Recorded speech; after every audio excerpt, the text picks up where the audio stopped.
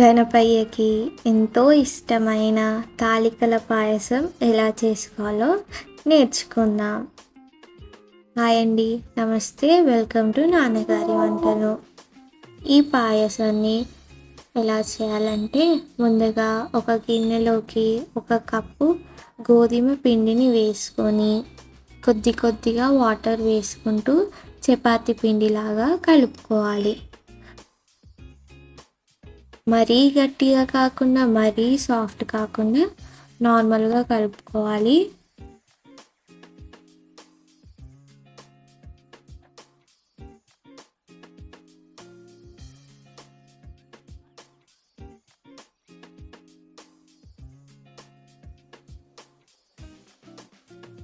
So ఇలా కొద్దిగా అంటే సరిపోతుంది.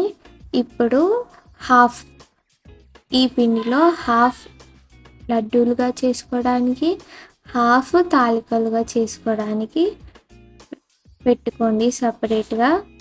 ఇప్పుడు హాఫ్ నుంచి కొద్ది కొద్దిగా పిండిని తీసుకుంటూ ఇలా తాలికలని స్ప్రెడ్ చేసుకోండి.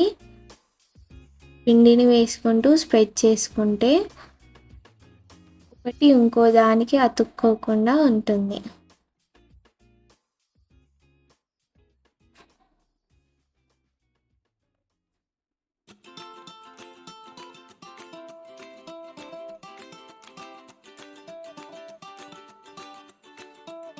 ఇలా చిన్నగా రౌండ్ బాల్స్ చేసుకుంటే సరిపోద్ది. మరీ పెద్దగా చేసుకోవద్దు, వాటర్లో వేసినప్పుడు తొందరగా ఉడకవు. ఇలా స్మాల్గా చేసుకుంటే తొందరగా ఉడికిపోతాయి.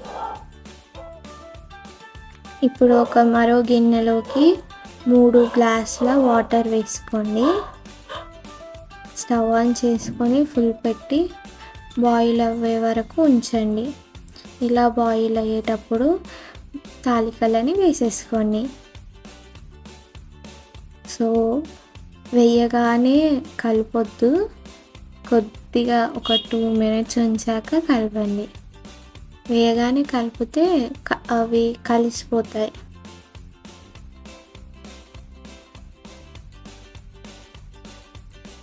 సో ఇలా చెక్ చేసుకోవాలి.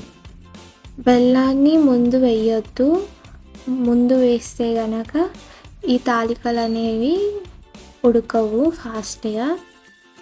సో ఇప్పుడు ఒక తాలికని తీసుకొని ఇలా చెక్ చేసుకోండి, ఉడికాయా లేవా. ఇలా సపరేట్ అవుతే పర్ఫెక్ట్గా ఉడికినట్టే. ఇలా ఉడికిన దాంట్లోకి 3/4 కప్పు బెల్లాన్ని వేసుకోండి. ఒకవేళ మీరు స్వీట్ ఎక్కువ తింటామనుకుంటే ఎక్కువ వేసుకోవచ్చు. సో బెల్లం కరిగే వరకు ఉంచుకొని దాంట్లోకి ఒక ఇలాచీని వేసుకోండి. 2 స్పూన్ల బియ్యం పిండిని ఒక గిన్నెలోకి తీసుకొని వాటర్ యాడ్ చేసి లిక్విడ్ ఫామ్లో కలుపుకున్నాక ఇందులోకి యాడ్ చేసేసి మిక్స్ చేసేయండి. బియ్యం పిండిని వేసారు కదా, బియ్యం పిండి ఒక 5 minutes ఉడికితే టేస్ట్ బాగుంటుంది. 5 minutes అయిపోయాక స్టవ్ ఆఫ్ చేసుకొని సర్వ్ చేసి ప్రసాదం గణపయ్యకి పెట్టేయడమే. సో మీకు కనుక ఈ రెసిపీ నచ్చినట్లయితే like, share, subscribe to our channel. మీరు ఎలా చేసుకుంటారో కూడా చెప్పండి కామెంట్స్లో. Thank you for watching.